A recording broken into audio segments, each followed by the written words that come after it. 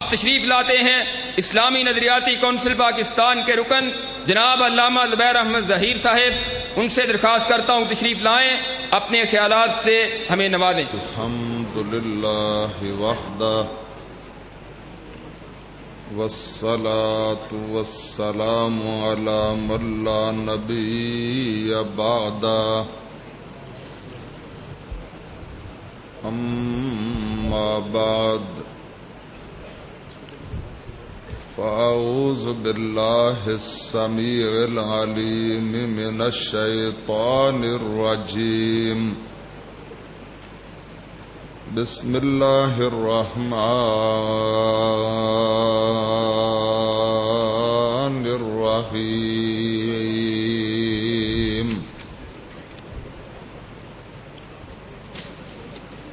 وَكَيْفَ أَخَافُ مَا أَشْرَكْتُمْ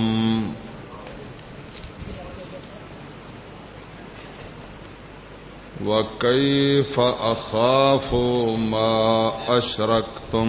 نہیں ٹھیک ہے، بس ٹھیک ہے ٹھیک ہے۔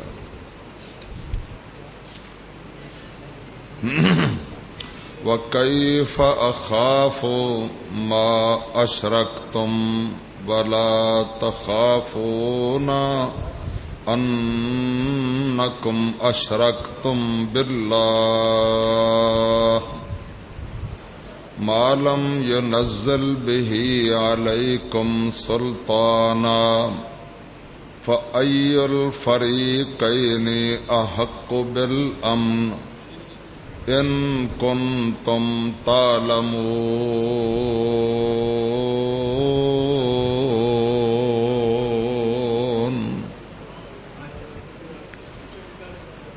الذين آمنوا ولم يلبسوا إيمانهم بظلم أولئك لهم الأمن وهم مهتدون۔ آمنت باللہ صدق اللہ مولانا العلی العظیم وصدق رسولہ النبی الکریم۔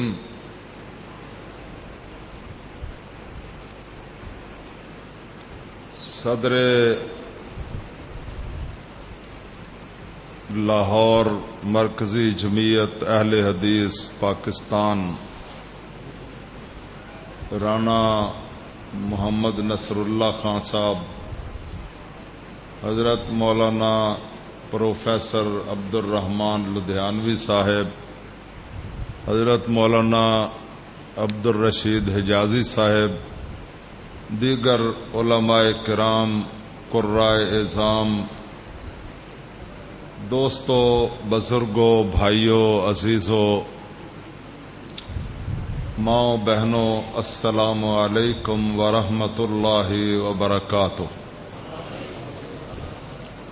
سب سے پہلے تو میں رانا صاحب کو، بھائی امتیاز مجاہد صاحب کو، ان کے تمام رفقاء کو اور پوری مرکزی جمعیت اہل حدیث کے تمام عہدیداروں اور کارکنوں کو مبارکباد پیش کرتا ہوں کہ انہوں نے اہل حدیث کے اس تاریخی اور عظیم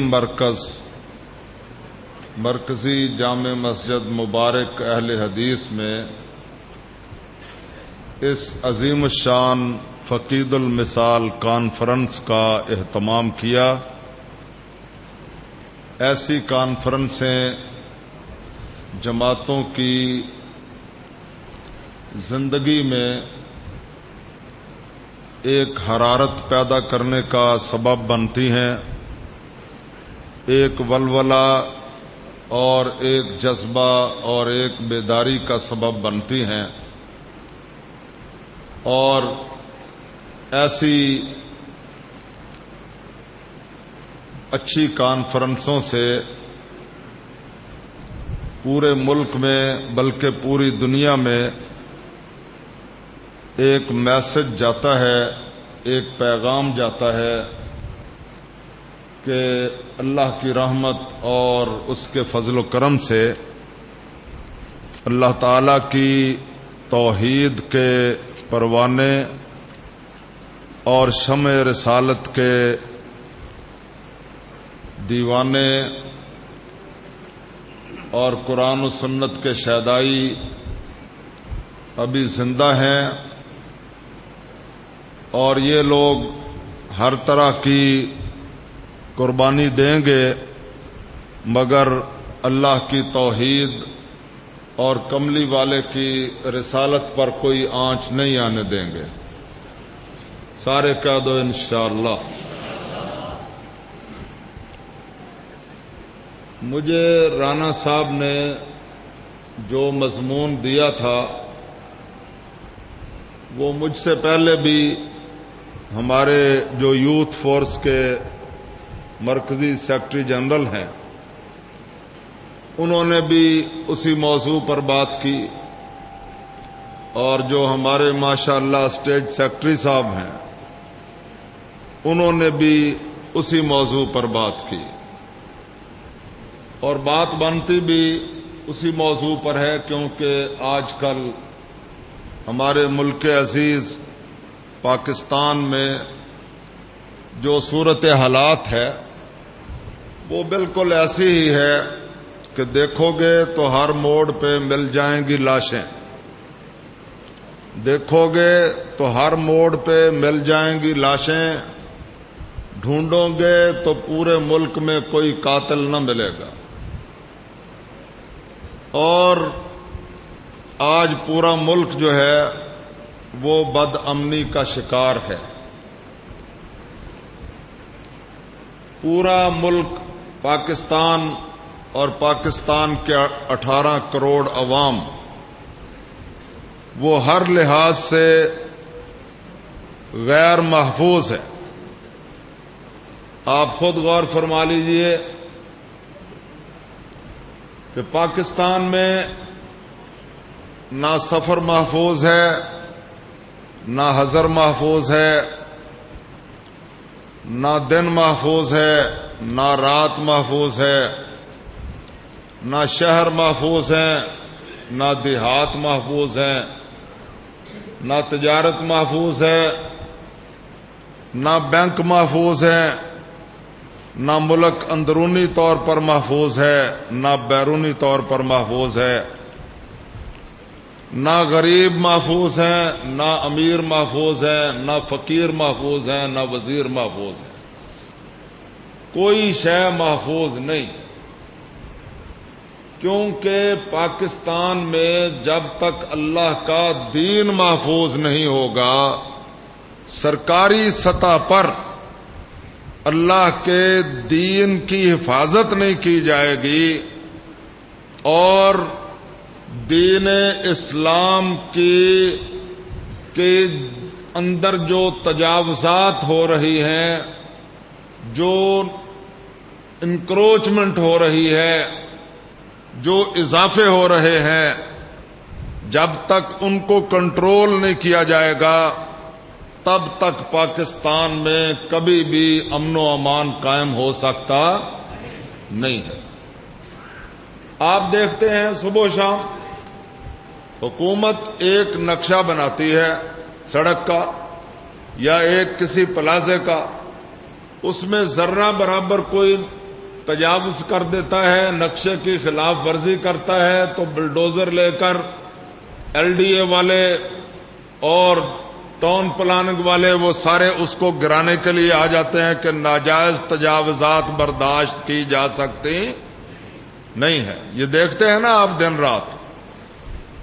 لیکن اللہ کے دین میں پاکستان میں جہاں مرضی کو جتنا مرضی چاہے اضافہ کرتا چلا جائے، ہماری حکومت کو اس کی کوئی پرواہ، جس طرح چاہے کوئی عقیدہ توحید کے پرخچے اڑائے، اور جس طرح چاہے کوئی رسول اللہ کی تعلیمات میں اپنی منمانیاں کرے، کوئی کسی کو پوچھنے والا نہیں ہے. یعنی دین اسلام پاکستان میں اس طرح ہے جس طرح اس کا کوئی والی وارث نہیں ہے اور کوئی اس کا نگہبان اور محافظ نہیں ہے. ہماری حکومتوں نے باقی ہر معاملے میں قانون کی عملداری کو یقینی بنانے کی کسی حد تک کوشش کی ہوگی، کبھی نہ کبھی 65 سالوں میں، مگر گزشتہ 65 سالوں میں کبھی بھی عقیدہ توحید کی حفاظت یا شرک کو مٹانے کے لیے یا عقیدہ توحید کا شعور عوام کو دینے کے لیے آج تک کبھی ہماری حکومت نے کوئی سنجیدہ کوشش نہیں کی ہے. کی ہے کبھی؟ اونچی بولو، کی ہے؟ اور آپ دیکھیں یہ 7واں پارہ ہے، سورۃ الانعام ہے، اور اوپر سے حضرت ابراہیم علیہ الصلوۃ والسلام کا اور مشرک قوم کا، ایک طرف اللہ کا خلیل ہے ابراہیم علیہ السلام ہے، دوسری طرف عقیدہ شرک کے جو علمبردار ہیں وہ ہیں، ادھر عقیدہ توحید کا علمبردار ہے، ادھر عقیدہ شرک کے علمبردار ہیں. دونوں کا ذکر آ رہا ہے، تفصیل ہے پوری. اور پھر آخر میں حضرت ابراہیم علیہ الصلوۃ والسلام وہ ارشاد فرماتے ہیں وَكَيْفَ أَخَافُ مَا أَشْرَكْتُمْ، میں کیسے ڈر جاؤں تمہارے ان جھوٹے خداؤں سے، میں کیسے خوف کھاؤں تمہارے. ہاں، وَكَيْفَ أَخَافُ مَا أَشْرَكْتُمْ، میں کیسے خوف کھاؤں تمہارے جھوٹے خداؤں اور حاجت رواؤں سے. وَلَا تَخَافُونَ أَنَّكُمْ أَشْرَكْتُمْ بِاللَّهِ، جبکہ تم اللہ کا شریک بناتے ہو ان لوگوں کو اور ڈرتے نہیں ہو خدا سے. مَا لَمْ يُنَزِّلْ بِهِ عَلَيْكُمْ سُلْطَانًا،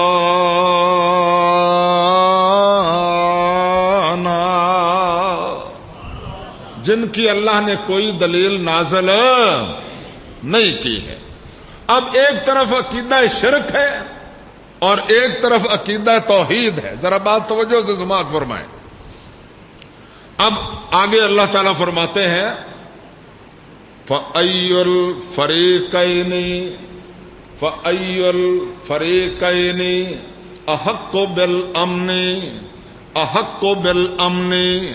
أَحَقُّ بِالْأَمْنِ إِن كُنتُمْ تعلمون.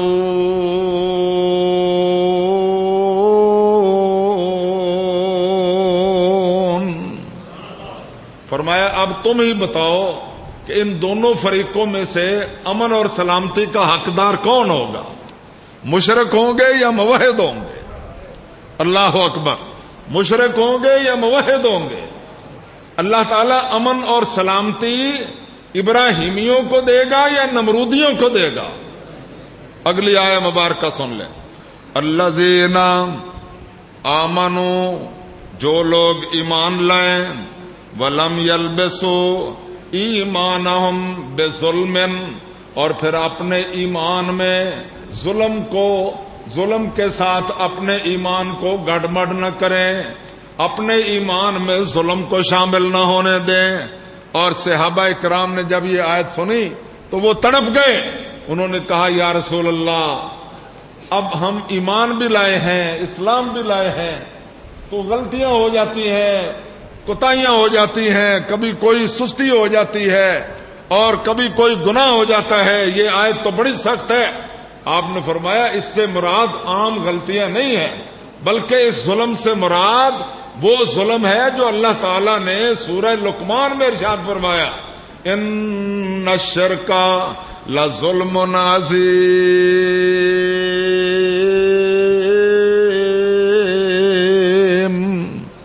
کہ بے شک شرک جو ہے وہ ظلم عظیم ہے، شرک ظلم عظیم ہے۔ اب غور کیجئے اللہ کیا فرماتے ہیں، فرمایا الذین آمنوا ولم یلبسوا ایمانہم بظلم، جو لوگ ایمان لائیں اور اپنے ایمان میں پھر شرک کو شامل نہ کریں، شرک جیسا ظلم اس کے ساتھ اپنے ایمان کو گڑبڑ نہ کریں۔ اب عرش الہی کی بلندیوں سے یہ جو فیصلہ آ رہا ہے وہ سماعت فرما لیں۔ یہ ہمارے محترم جناب وزیر اعظم میاں نواز شریف صاحب کا حلقہ انتخاب ہے، اور میں یہ سمجھتا ہوں کہ آج کل وہ مذاکرات کے سلسلے میں سیدھے راستے پر گامزن ہے۔ اللہ کرے کہ لوگ ان کو اسی راستے پر گامزن رہنے دیں، کیونکہ مذاکرات اور صلح کے بغیر پاکستان میں کبھی امن قائم ہو سکتا۔ ایک بات تو یہ ذہن میں رکھیں کہ لڑائی سے، جنگ سے، قتل و غارت سے، تباہی و بربادی سے، بم برسانے سے، توپوں کے گولے برسانے سے اور لوگوں کو قتل کرنے سے اور خون بہانے سے کبھی امن قائم ہو سکتا نہیں ہے۔ اس لیے جالب بیچارے نے، مرحوم نے، اس نے کہا تھا کہ محبت گولیوں سے بو رہے ہو، محبت گولیوں سے بو رہے ہو، وطن کا چہرہ خون سے دھو رہے ہو، گما تم کو کہ رستہ کٹ رہا ہے اور یقین مجھ کو کہ منزل کھو رہے ہو۔ تو بات یہ ہے کہ جب بھی کبھی امن و امان قائم ہوتا ہے، آج میں نے پڑھا تھا ایک جگہ پر کہ انہوں نے 45 سال کی جنگ و جدال اور قتل و غارت کے بعد مذاکرات کے ذریعے امن قائم ہوا۔ مذاکرات بہترین راستہ ہے، لیکن اس سے بھی بہترین راستہ جو ہے وہ کیا ہے؟ وہ ہے کہ جب ہمارے حکمران اللہ کی توحید کی طرف آ جائیں گے، انشاءاللہ اسی دن پاکستان میں امن قائم ہو جائے۔ کوئی بات پتہ نہیں آپ کو سمجھ آ رہی ہے کہ نہیں آ رہی؟ دیکھیں، دھیان سے سنیں، یہ خدائی اعلان ہے، میری بات نہیں ہے اور کسی کی بات نہیں ہے۔ فرمایا فَأَيُّ الْفَرِيقَيْنِ أَحَقُّ بِالْأَمْنِ أَحَقُّ بِالْأَمْنِ إِن كُنتُمْ تعلمون۔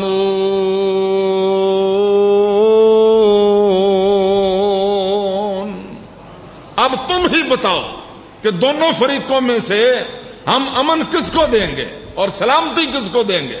آگے وضاحت فرمائی، فرمایا الذین آمنوا ولم یلبسوا ایمانہم بظلم اولئک لہم الامن، یہی وہ لوگ ہیں جن کو ہم امن دیں گے۔ اولئک لہم الامن وہم مہتدون، یہی وہ لوگ ہیں جن کو امن بھی ہم دیں گے اور ہدایت بھی دیں گے۔ سارے کہہ دو سبحان اللہ۔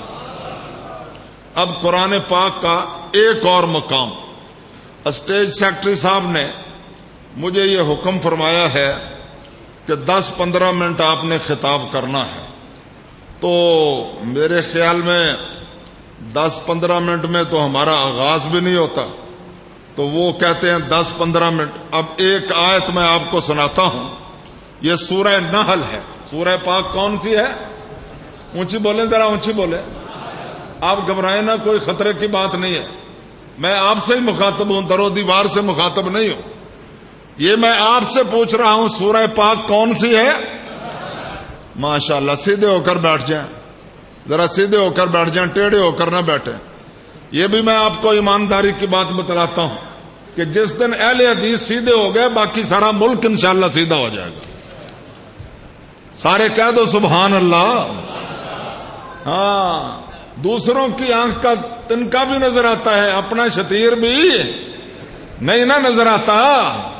اپنے آپ پر بھی غور کرو، یہ کس قدر حیرت کی اور افسوس کی اور دکھ کی بات ہے کہ 2-2.5 کروڑ اہل حدیث اہل توحید موجود ہوں اور پھر دنیا میں شرک دندناتا پھرے اور بدعات کا شور و غل ہوتا پھرے، خدا کی قسم ہمارے لیے ڈوب مرنے کا مقام ہے۔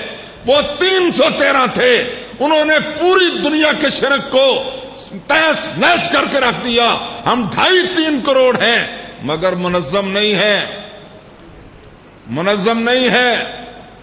اینٹیں موجود ہیں مگر دیوار نہیں ہے، پتھر موجود ہیں مگر پہاڑ نہیں ہے، ذرے موجود ہیں مگر صحرا نہیں ہے، قطرے موجود ہیں مگر دریا نہیں ہے، زنجیر کی الگ الگ ٹوٹی ہوئی بے شمار کڑیاں وہ موجود ہیں مگر وہ زنجیر نہیں ہے جو بڑے بڑے جہازوں کو گرفتار کر کے کھڑا کر دیتی ہے۔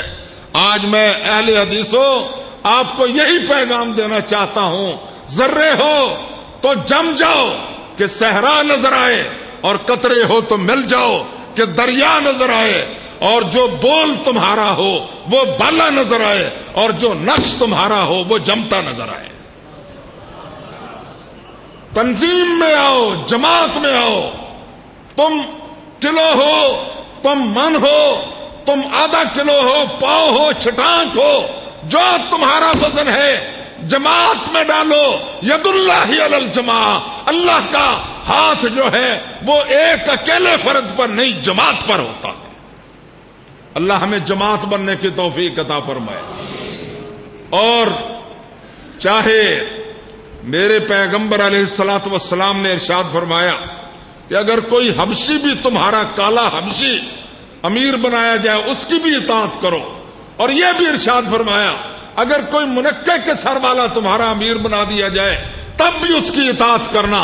اللہ سے دعا ہے اللہ تعالی ہمیں اپنی 1.5 اینٹ کی الگ مسجد بنانے کی بجائے اپنی طاقت اور قوت کو ایک جماعت کے پلڑے میں ڈالنے کی توفیق عطا فرما دے۔ دوستو بھائیو، سورہ پاک کون سی ہے؟ سورہ نحل، اور سورہ نحل کا رکوع 15واں۔ فرمایا وَضَرَبَ اللَّهُ مَثَلًا قَرْيَةً، اللہ تعالیٰ تمہارے سامنے ایک بستی کی مثال بیان فرماتے ہیں۔ اللہ بیان کرتا ہے مثال ایک بستی کی، اور ذرا بات دھیان سے سننا۔ فرمایا قریتن، اللہ بستی کی مثال بیان کرتا ہے، کانت آمنتم مطمئنہ، وہاں کے رہنے والے لوگ ایمان لے آئے۔ سارے کہو سبحان اللہ۔ کیا لے آئے؟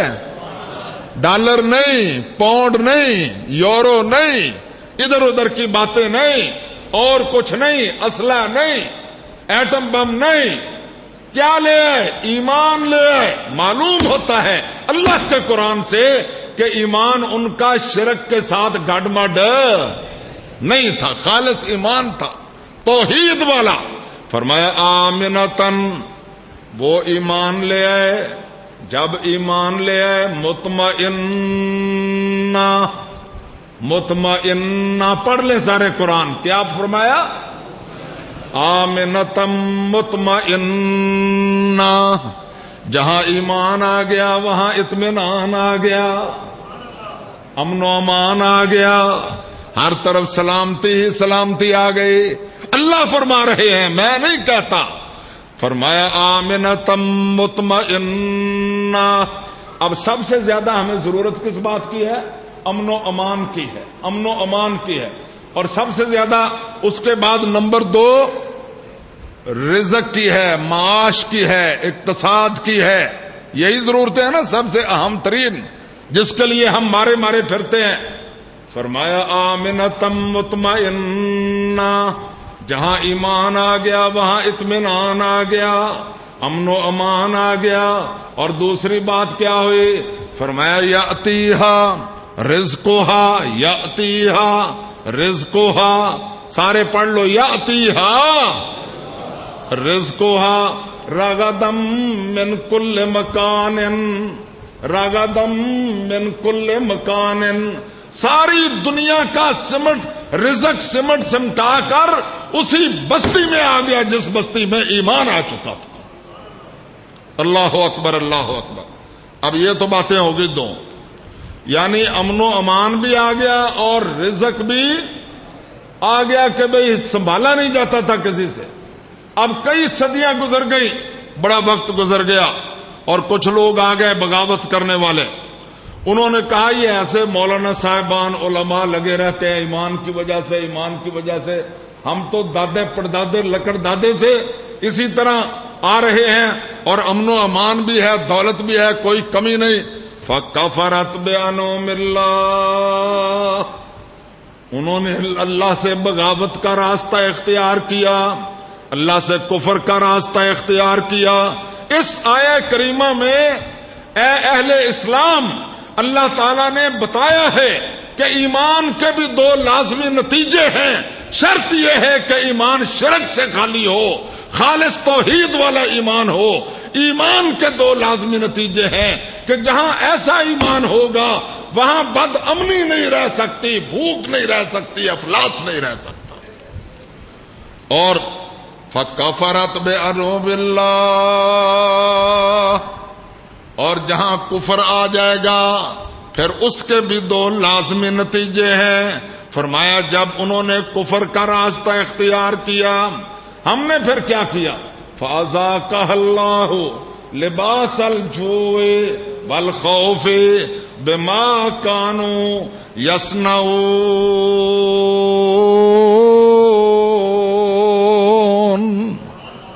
ہم نے امن و امان کی جگہ پر خوف، قتل و غارت، ہر وقت غیر محفوظ وہ چیز پیدا کر دی، اور رزق کی جگہ پر بھوک اور افلاس کا لباس ان کو پہنا دیا، اور یہ ان کے اعمال کا نتیجہ تھا.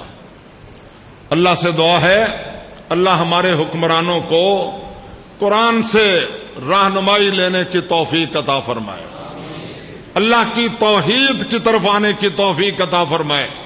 مجھے یاد آیا جارج برنارڈ شاہ، مشہور و معروف دانشور. بیٹھ جائیں بیٹھے حضرت بیٹھے، آپ کے اٹھنے سے کوئی فائدہ نہیں ہوگا، بیٹھ جائیں. میں خود ہی آ رہا ہوں، جو بھی آپ پکڑنا چاہتے ہیں پکڑ لیں، اس سے کوئی فائدہ نہیں ہوگا، میں ختم کر رہا ہوں. تو یہ جارج برنارڈ شاہ مشہور و معروف دانشور، آپ غور فرمائیں دوسری جنگ عظیم میں جب 2 کروڑ سے زیادہ لوگ مارے جا چکے تھے. یہ پروپیگنڈا تو کرتے ہیں نا کہ مسلمانوں نے قتل و غارت، خود نہیں ان کو پتا کہ پہلی جنگ عظیم جو تھی اس میں 50 لاکھ سے زیادہ لوگ مارے گئے. دوسری جنگ عظیم میں 2 کروڑ سے زیادہ لوگ مارے گئے. اور دوسری جنگ عظیم کے دوران یہ جارج برنارڈ شاہ ایک کیفیٹیریا میں کافی پی رہا تھا اور وہاں لوگ بحث کر رہے تھے کہ کس طرح دنیا میں امن قائم ہو اور کون سا طریقہ ہو کہ جنگ ختم ہو جائے اور یہ قتل و غارت سے انسانیت بچ جائے. تو اس نے اپنی کافی والا کپ جو ہے وہ فضا میں لہرایا. اس نے کہا تم لوگ بحث کر رہے ہو کہ امن کس طرح قائم ہو سکتا ہے، میں تمہیں یہ بتاتا ہوں، اگرچہ میں نے کلمہ نہیں پڑھا، مسلمان نہیں ہوا، مگر میں یہ حقیقت تمہیں بتانا چاہتا ہوں کہ اگر آج یہاں پرافٹ محمد صلی اللہ علیہ وسلم یہاں آ جائیں یا ان کا قانون تسلیم کر دیا جائے تو یہ کافی کا کپ ختم ہونے سے پہلے پہلے دنیا میں امن قائم ہو جائے. اس لیے ہماری دعوت ہے، ہمارا پیغام ہے زمانے کے دانش. یہ اہل حدیث کی دعوت ہے، یہ اہل حدیث کا پیغام ہے، یہ اسلام کا پیغام ہے، یہ قرآن کا پیغام ہے. اور اسی پر میں اپنی بات ختم کر رہا ہوں. دھیان سے، توجہ سے، ہماری پکار بھی یہی ہے، ہماری دعوت بھی یہی ہے، ہمارا پیغام بھی یہی ہے. سارے تمام مسلمانوں کو زمانے کے دانش ورو سربراہو اٹھو اور سمجھو مقام محمد. اونچی آواز سے درود پاک، اونچی آواز سے. زمانے کے دانش ورو سربراہو اٹھو اور سمجھو مقام محمد. زمانے نے گو کروٹیں لاکھ بدلی، زمانے نے گو کروٹیں لاکھ بدلی، ہے تازہ ابھی تک پیام محمد صلی اللہ علیہ وسلم۔ چلے آؤ، یہ ہماری دعوت ہے، چلے آؤ اس یسربی میں قدے میں، اور چلے آؤ اس یسربی میں قدے میں، کہ گردش میں اب تک ہے جام محمد۔ تمہیں عالمی امن کی جستجو ہے، اور تمہیں عالمی امن کی جستجو ہے، تو برپا کرو پھر نظام محمد صلی اللہ علیہ وسلم۔ میں یہ عرض کرتا ہوں اپنے حکمرانوں کی خدمت میں کہ تم جتنی پولیس اب ہے اس سے 10 گنا پولیس بنا لو۔ 65 سالوں میں تم نے کیا کیا نہیں آزما لیا، ماشاء اللہ تم نے آزما لیے، کرفیو تم نے آزما لیے، کون کون سے کالے قانون تم نے بنائے، کبھی یہاں امن قائم نہیں ہو سکا۔ ایک دفعہ یہ تجربہ بھی کر لو، کالی کملی والے آقا محمد رسول اللہ کی شریعت کو نافذ کرو۔ اگر پاکستان میں دوسرے دن بد امنی رہ گئی، ہمیں تختہ دار پر لٹکا دینا۔ رب کعبہ کی قسم ہے، جس دن پاکستان میں رب کے قرآن کا، محمد کے فرمان کا قانون لاگو ہوگا، اس دن پاکستان پوری دنیا میں مثالی طور پر امن و امان کا گہوارہ بن جائے گا۔ وآخر